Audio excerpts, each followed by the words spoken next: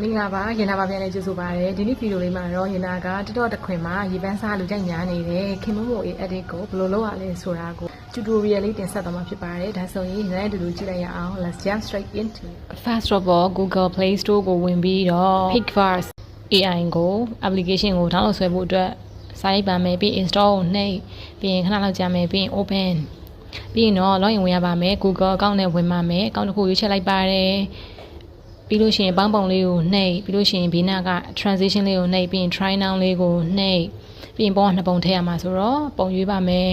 ပထမအဆုံးကကိုပုံကနေမှနောက်တစ်ပုံကိုချိန်ချင်တာခင်မဝေးပုံပြောင်းချင်တာဆိုတော့ဒုတိယနေရာမှာဒုတိယပုံကိုထည့်ပြီးရင် ratio ကိုကိုယ့်ဘက်ကိုကြိုက်တယ်လို့စီမံလို့ရပါတယ်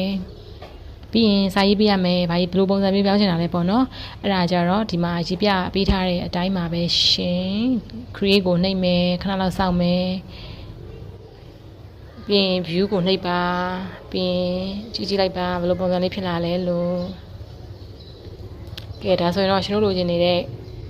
ဒီမို့ရဲ့ effect လေးရပြီပေါ့နော် watermark နဲ့ပဲရပါတယ်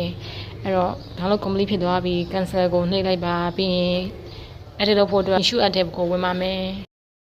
ဗီဒီယိုနှိပ်ပြီးတော့ edit လုပ်မဲ့ဗီဒီယိုလေးကိုရွေးပါမယ်ပြီးရင်တော့ logo လေးကိုဖြောက်မှာဆိုတော့ free remove ဆိုတာလေးကိုနှိပ်ပါခဏဆောင်ပြီးလို့ရှိရင် logo ပြတ်သွားပါပြီပြီးရင်ဘယ်နှစ်စက္ကန့်လိုချင်လဲဆိုတာကို speaker ကနေပြီးတော့ရွေးပါမယ်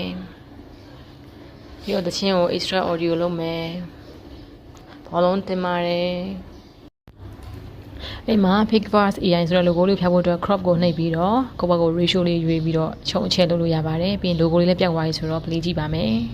Picverse AI မှာက 0.5 စက္ကန့်စာပဲရပါတယ်အဲ့တော့ဒီ issue app ထဲမှာဝင်ပြီးတော့ speed ကိုအတင်နေ short လေးလုပ်ပြီးတော့တချင်းနဲ့လိုက်အောင်လုပ်လို့ရပါတယ်။လုပ်ရတာတွေကဘာမှ trade တို့ခက်ခဲမရှိတဲ့အတွက်ဝေယုံသုံးက row နဲ့ပြောချလိုက်ပါတယ်။ဗီဒီယိုရဲ့ quality HD အကြီးအကျယ်မှာကြီးတောက်ရှင်းလို့ခြင်းနဲ့ဆိုရင်တော့ 4K ကိုယူချင်မယ်ပြီးရင် FPS ကိုလည်းကြက်တူယူချင်လို့ရပါတယ်။ပြီးတော့ export ထုတ်လိုက်ပါပြီပြီးရင် gallery ထဲရောက်လာပါပြီ။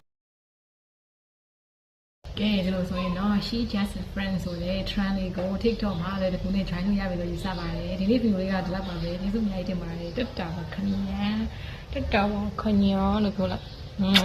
။